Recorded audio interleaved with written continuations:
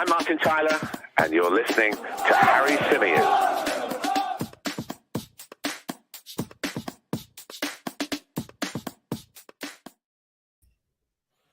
Hey everybody, how's it going? Welcome back to the Chronicles of a Gooner, the Arsenal podcast brought to you by 90 Min. Apologies for the delay.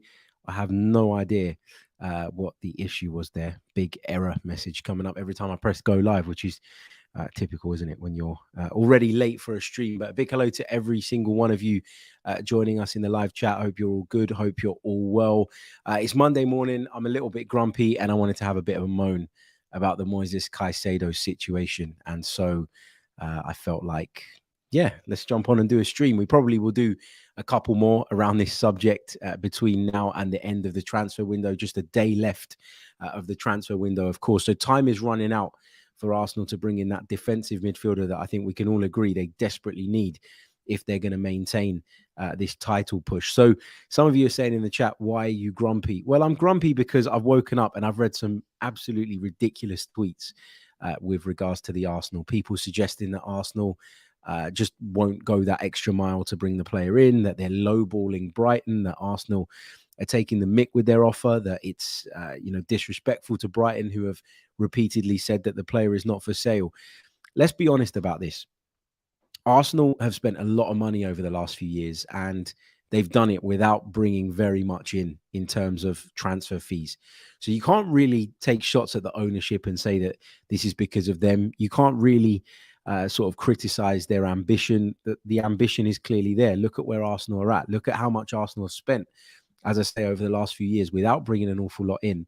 They've done that to get Arsenal back towards the top of the Premier League. And so far, so good. It's worked. We're sitting pretty, 5 points clear at the top of the Premier League, with an opportunity, if we win our game in hand, to stretch that lead over Manchester City to 8 points. So you can't be too critical of the club's approach because, as I say, the results are there for everybody to see.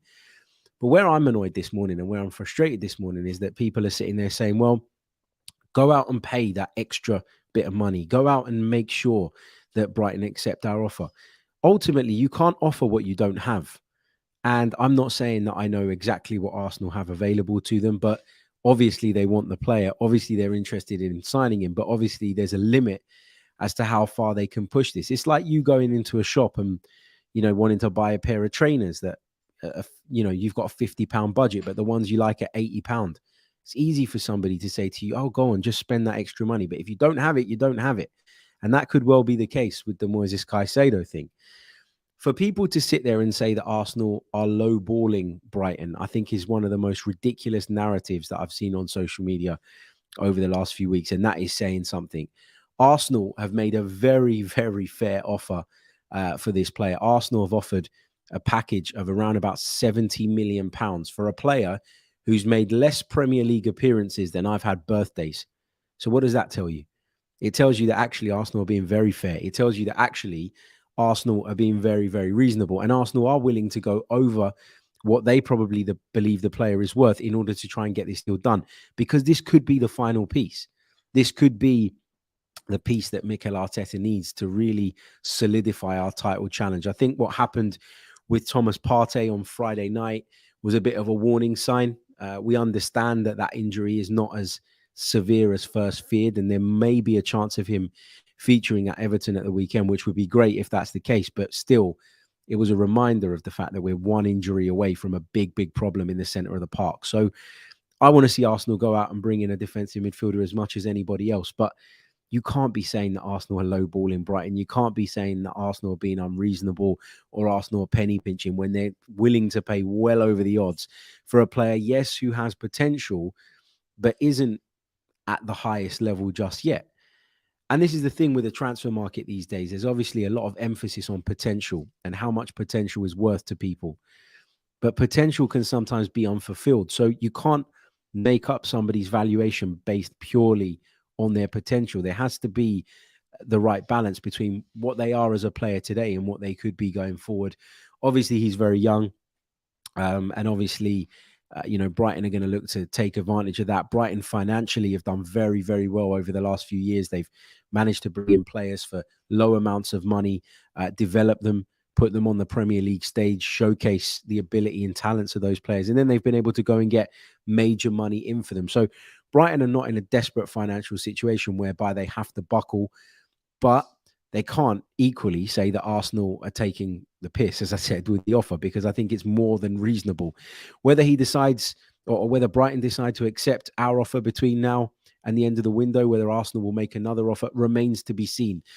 I'd like to think and like to hope that Arsenal have an alternative in mind, the way they did for Mykhailo Mudryk. They had Leandro Trossard in mind, and they got that deal wrapped up really, really quickly, which is obviously a positive and gives me faith that when Arsenal know what they want and when they can cough up the money, they will do things quickly. They don't drag their heels. They weren't trying to drag that Trossard thing out. As soon as it was a possibility, they moved and they did it quickly.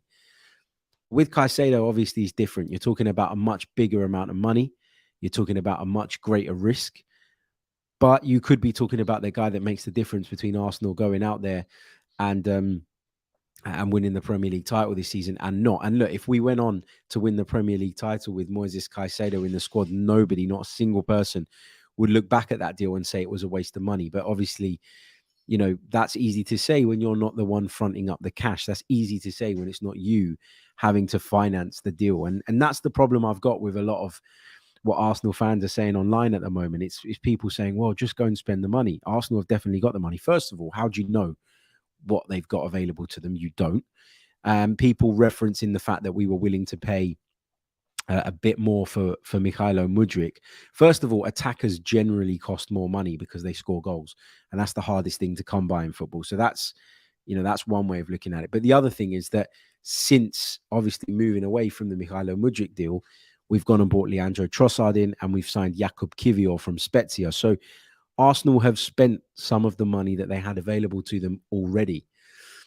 Let's see, how far they can go. The fact that they are negotiating with Brighton, the fact that they have made a second bid, despite everybody saying that Brighton were unwilling to sell and that there was no chance of this deal getting done, says to me that Brighton, at least behind closed doors, haven't shut the door to the idea of Caicedo leaving. The other thing is that Roberto De Zerbi, as we discussed on last night's stream, fronted up to the media ahead of and after the Liverpool game, and he too refused to rule out the possibility of a sale. So, maybe Brighton won't cave, but for Arsenal to be making more offers, it means that they believe for some reason, whether rightly or wrongly, that there is a potential deal here to be done. The fact that the player came out and obviously made it public that he wanted to leave and put that statement out, I don't actually know if that's helped us. When I first saw it, I thought, good, that's what you want. You want the player to really angle for the move. You want the player to put his club in a position where they feel like the best thing is to sell him, because if his performances dip, which can happen when you're not fully focused, his value in the summer might no longer be what it is today. But actually, I wonder if that's put Brighton in a position where they're now even more determined to dig their heels in and stop this deal going through. I don't know. They've signed a Swedish midfielder a little while ago. I think that was announced at some point yesterday, or that was revealed at some point yesterday. Are Brighton trying to get their ducks in order in case they do allow Caicedo to leave? I don't know, but Arsenal believe this is the guy. Arsenal believe he is someone that can enhance the squad. Not only does he, as I say, potentially be that piece that we need now, but he's also someone that fits into the wider and long-term recruitment strategy, because of course he is very young and he's got that potential that I've referenced. So the signing would make sense. If you have to pay a little bit more to get it done in January, but it wins you the title, great. But as I keep on saying, it is easy to say that when you're not the one that has to front up the money. And so I don't want to be too harsh on the club. I think they've shown that they're ambitious. I think when you look at some of the signings they've made in recent years, they've shown that they've taken gambles on people that maybe us as fans didn't always feel was worth the money we were paying. Aaron Ramsdale, prime example of that. Ben White, how many people thought that £50 million was an extortionate price for him? But that's turned out to be a really good piece of business. So it's difficult, isn't it? It's really, really difficult to know what the right thing to do is here. But Arsenal are trying. They continue to push for this deal despite Brighton pushing back now on 2 occasions. Will there be a third bid going in? I wonder. I've seen rumours this morning that Yuri Tielemans could be back on the cards if Arsenal don't find any sort of breakthrough with Brighton. But whatever the decision is, whatever it is that Arsenal look to do, we're running out of time and we got to get things moving quickly and sooner rather than later. We'll get your thoughts and comments on this from the live chat box in just a couple of minutes. A slightly shorter stream today. This wasn't a planned one. This was me deciding that I wanted to jump on and have a bit of a rant. But as I said right at the top of the show, Moises Caicedo has played less Premier League games than I've had birthdays. So you'll have to forgive Arsenal, I think, if they decide that going further than £70 million for this player at this stage in his career is too big a gamble and too big a risk to take, or simply something that they can't do financially. You've got to keep remembering, right? I keep saying this. We've spent so much money and we've brought in nothing. In terms of transfer fees, we have brought in nothing. Nothing at all. Aubameyang, we spent all that money giving Aubameyang that contract only to have to terminate his deal because of what happened and let him go for free. Mesut Ozil was another one on 350 grand a week that we had to move on for nothing. And we had to pay these people off. We've terminated so many people's contracts to fast track the rebuilding of this squad and get it back to where it needs to be and something more like what Mikel Arteta's looking for and wants. But that all comes at a cost. And at some point, the spending has to slow down. It isn't going to be 100 million plus every single transfer window. This is Arsenal Football Club. It's not Manchester City. It's not Chelsea. This is a club that has an ownership that is a lot more pragmatic, that is a lot more business-minded, and that isn't looking at this football club as a play toy in the way that City's owners look at their club or Paris Saint-Germain's owners look at theirs. Totally different ball game. And the way things have gone in terms of the transfer fees that Premier League clubs are now expected to deal with between them is crazy. It's gone nuts. And yeah, just because the market's gone nuts, it doesn't mean that you now put yourself in a situation that isn't sensible because you want to keep up with the Joneses. You make the moves that you feel are the right moves, but you got to be smart and you got to work within the budgets that you have available to you. And, Mikel Arteta has said throughout the window, if we can do it, we will do it. If there's something that we think is going to enhance the group and we can do it, then we'll do it. But if we can't, we can't. And it's as simple as that, really. And I just think, when you're talking £70 million plus, you're talking about a hell of a lot of money. As Anton points out in the chat, Tchouaméni cost Real Madrid £62 million. How the hell is Caicedo worth 70 million plus? And this is the point. The Premier League premium kicks in and it goes absolutely crazy. And there has to be a point where as a football club, you just say, look, we can't do this, and you move on. We have shown that we can get very, very good players for reasonable amounts of money. Look at Gabriel Jesus, £45 million signing. He's had an incredible impact. Is Moises Caicedo going to have double the impact of Gabriel Jesus? No, he's not. You look at somebody like Gabriel Martinelli, cost Arsenal £6 million. You look at Granit Xhaka, cost us £35 million back in 2012, 2013, and is probably still worth that now, even at 30 years old, even after all the stuff that happened with him. You look at, Gabriel, you look at Saliba, you look at what all of those players cost, and you look at how well they've done. It proves that you don't need to overpay for people.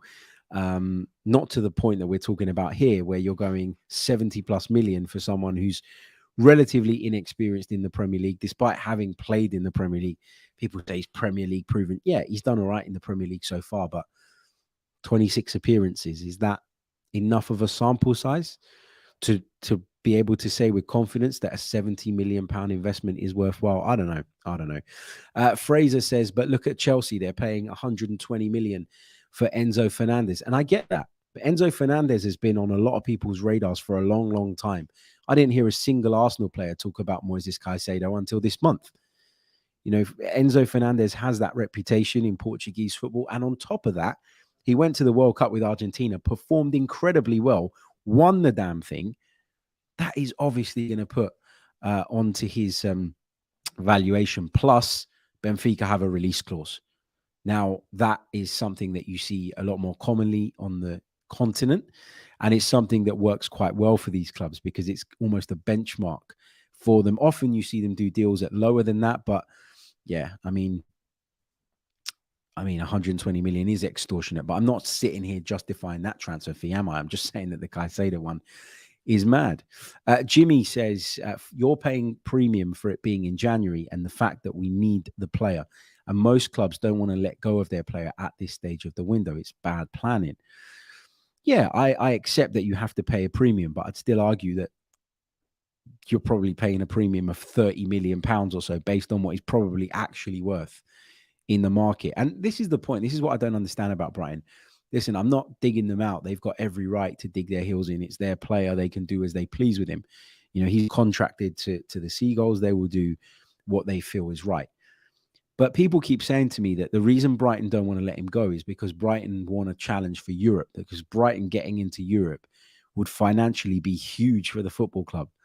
Okay, so Brighton keep Moises Caicedo. There's no guarantee that they get into Europe with him. But there's a guarantee that if they sell him, that they get the finances that would have come from a European qualification anyway. So if you're a businessman, you'd make the sale because then you're guaranteed that money, as opposed to relying on Roberto De Zerbi and your players to maintain their level of performance right until the end of the season and get you into the European places. So as a businessman, this is less of a gamble for Brighton. So that whole, financial thing that comes with European football, that doesn't wash with me. I agree, though, that from a football perspective, that would be amazing for them. And maybe Tony Bloom looks at it that way, as opposed to from the financial standpoint. But let's not pretend that this doesn't make sense for Brighton when it comes to money, because it absolutely does.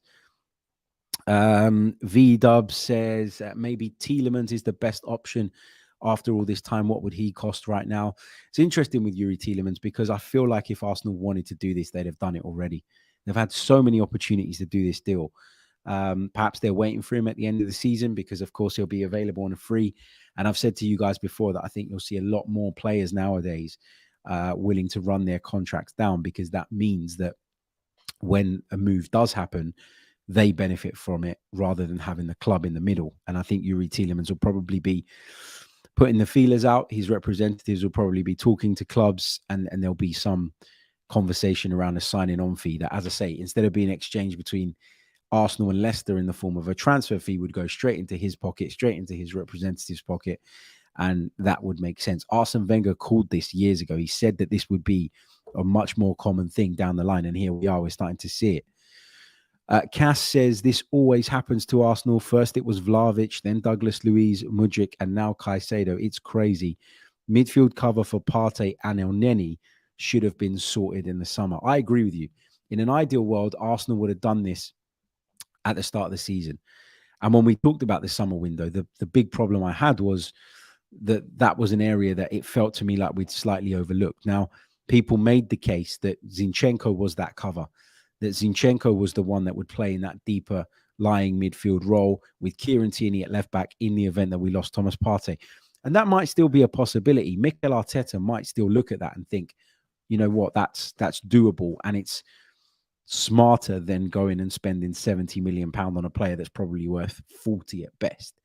So I kind of got it, but yeah, there was a feeling among the Arsenal fan base, and a feeling that I had personally, that we did miss a trick there.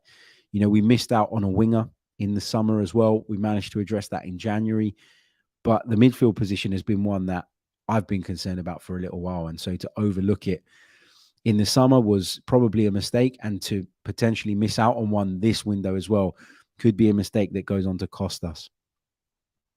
Henry Guna says, good morning, H. I hope if they can get him, no problem. But if not, walk away. He's only played 26 times. I completely agree with that. Name says, LFC tried to buy Caicedo for £40 million 6 months ago. He's not new on the block. Okay, so they tried to buy him for £40 million 6 months ago. Has his value doubled in 6 months? On what basis has his value doubled in 6 months? It hasn't. It hasn't doubled, because he's played 26 Premier League games in his entire career. His valuation has not doubled. It should not have doubled. This is a club knowing the position they're in, knowing that there are clubs out there that are willing to go that extra mile and at times go over the top, and trying to play hardball. If they want £90 million for Moises Caicedo, they can think again, because he's not worth that. No Chaser TV says, Harry, I get your argument about going too far with the finances, but would you argue there are other viable options to fill that 6 role that we can get in the next 24 hours or so? It's difficult to say. There could be someone on the radar that we haven't even considered as fans. You know, Arsenal do like to work like that. But, you know, it's all good saying go and get the player now, go and get the player now. But if that's a deal that's going to prevent you bringing in a long-term signing or someone that you really feel is worth that money in the summer, then do you really want to do it for the sake of 6 months? I know I keep saying that we need to build for the now and stop being obsessed with the future. But let's say, for argument's sake, that Declan Rice is available in the summer, and that's going to cost £100 million. Let's just say, for argument's sake, if paying over the top for Moises Caicedo means that you can't get Rice in the summer, would you take it? Or would you make do knowing that you can get a player that a lot of people feel is the best option in the summer? That's the question you got to ask yourself. I'm not a massive Declan Rice fan. I don't think he's as good as people make out. Certainly don't think he's worth £100 million. But the point I'm trying to make here is that Arsenal will look at a transfer target. They'll assess how good they think that player is, and they will set a price in their own mind that they're willing to go up to. And they won't exceed that. They've shown that over the years. They won't exceed that. So why are people expecting them to do that now? That is part of their recruitment strategy. It's part of their movement back towards self-sustainability. It's about setting their own valuations of players, seeing if they can get deals done within those price ranges. And if not, they move on. We saw them move on with Rafinha when that went crazy. Obviously, he wanted Barcelona, but Arsenal were not going to be bullied into going beyond what they believed was fair for the player. It was the same with Mykhailo Mudryk. So why is it going to be any different with Moises Caicedo? Arsenal are hoping that him pushing from his side is going to cause Brighton to crumble in the late stages of this window. Maybe if nothing happens today, Arsenal might say, well, let's whack a little bit more on top to get this deal done between now and the window closing. I don't know. We're going to have to see how this plays out. But yeah, it's, you know, the later you do it as well in the window, the harder it is for the selling club to recover from that. So I get that as well. But even with all of that factored in, the offer that Arsenal have made is more than fair. It really, really is.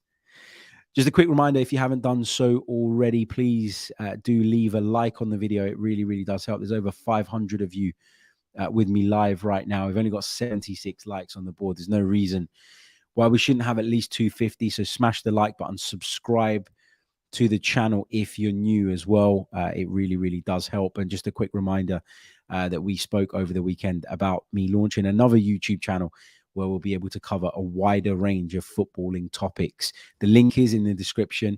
We want to get to 1,000 subscribers before we officially launch it. Not a million miles away from that, thanks to all your wonderful support. So if you haven't done that already, please do subscribe. And of course, if you want to check out the Chronicles of a Gooner on the Another Slice platform and get access to our exclusive content, you can do that as well via the link in the description. So thank you for all your support. Okay. What else have we got in the live chat box? Let's take a couple more questions, and then we're going to briefly talk about Marquinhos, who is said to be closing in on a loan move away from Arsenal. That is expected to be done before the window closes. But Tom says, Harry, at this stage, shouldn't we stop pursuing any lead that involves negotiations with club and exclusively target players under release clauses? Only them to convince to secure the deal. Yeah, I mean, I'm assuming that you're referring to the Real Sociedad midfielder Zubimendi, who's been linked with a move to Arsenal. We know that he's got a release clause. We know that based on what we've offered for Moises Caicedo, we can afford to trigger that release clause. But it seems that the player doesn't want to leave at this point. He wants to stay with his club until the end of the season. And that puts us in a difficult position because we need someone who can help us now. Yeah, of course, we want to stick to the long-term recruitment strategy, but ideally we need a midfielder who can come in and help the team now. So maybe that's one to revisit in the summer. Maybe that's one to, you know, speak to the player about and try and hash out personal terms, you know, ahead of the summer, knowing that you can do the deal with the club because that release clause is in place. But, you know, these are circumstances that you're describing, and you can't allow circumstances to push you into signing the wrong players. If you're Mikel Arteta, if you're Edu, you know what you want. You know who that is. You know who would bring that to your club, and you got to make the best effort possible to bring them in. I'd always prefer Arsenal to move for players that they feel are definitely going to make the difference, as opposed to someone that you're taking a bit of a risk on that you yourself are not totally convinced on. Cheryl says, I'm taking a bitter swipe at PSG and City. She says the playthings whose value and success has hugely increased since they were bought, ?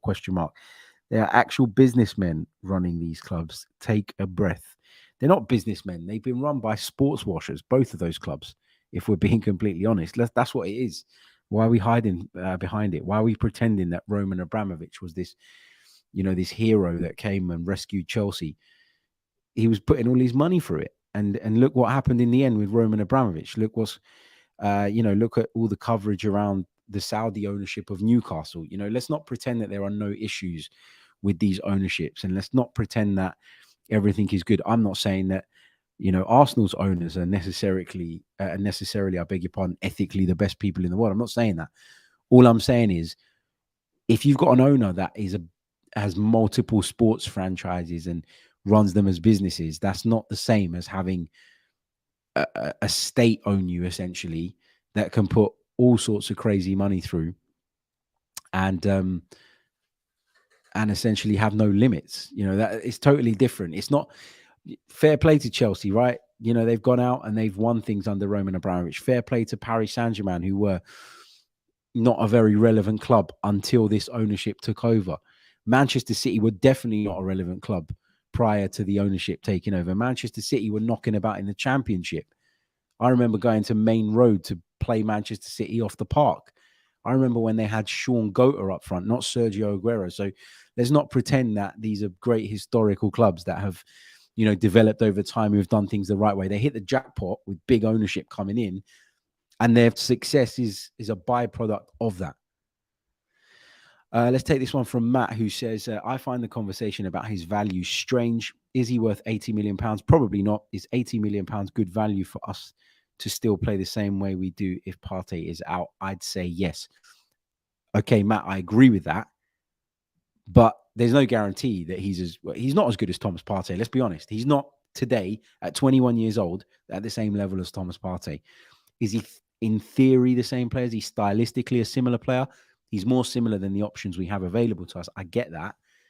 But as I said right at the beginning of the show, if you don't have 80 million, how do you offer 80 million? I've been into shops loads of times and looked at things that I really wanted to buy, but they were out of my budget. Now, I can't just sit there and say, oh, you know what, go on then, I'll do it because, it's something I really want. I'll push the boat out. Yeah, if you've got that money knocking about and laying about, great, do it. But if you don't, you don't. And I honestly believe that Arsenal are limited in what they can spend in this window because of the deals they've done for Trossard and Kivior and because of the financial results of recent seasons. We've taken a big gamble to get ourselves back in the Champions League. It looks as though that's going to pay off. But that money that we're going to receive for getting back in the Champions League, I think, has already been spent over the past couple of seasons. So, yeah, it's as I keep saying, it's much easier said than done. Let's see what else we've got. Raul says, hi, Harry. Do you think knowing that we need a midfielder throughout the transfer window, it's poor planning from Edu that we're going for one in the last 5 days? I think you could make that case and you could make that argument, but who's to say that Arsenal haven't been working behind the scenes to try and do a deal for a midfielder without us being aware of it? This is the thing, we pretend as fans and we like to think that we know everything, but often we don't. Often we don't know the ins and outs, Often deals are done for, let's take the Fabio Vieira deal, for example. I think that's probably the most recent example of one that none of us had any idea was in the pipeline. Jakub Kivior, who knew about that? Nobody. Obviously, conversations have been going on for a little while. So you can't say definitely that Arsenal weren't trying. Sometimes that's the way it works. I said to you guys right at the top of the window that it's likely that you see more movement towards the end of it because that's just the way it goes. When it gets to a point where both sides are panicking in terms of getting the deal done, that's when compromises are made and that's when those deals then materialize. Right, let me just quickly touch on the Marquinhos stuff and then we're going to leave you to enjoy the rest of your day. We might be back later depending on what happens and how this develops. But just a quick reminder, if you haven't done so already, leave a like on the video. over 600 live right now. Just 115 likes on the board. Come on. Let's try and get it up to at least 300. Should be light work. Okay. Marquinhos looks as though he's on his way to Norwich City on loan for the remainder of the season. Now, I think this is the right thing. I think that Marquinhos needs to play football. I think Norwich is a pretty good place for him to go as well.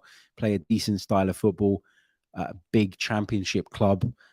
Yeah, I'd really like to see how Marquinhos gets on at Norwich. I think it's a good fit for him. The championship will get him accustomed to Premier League football, to English football, I should say, as well, because stylistically it's even more frantic, it's even more physical.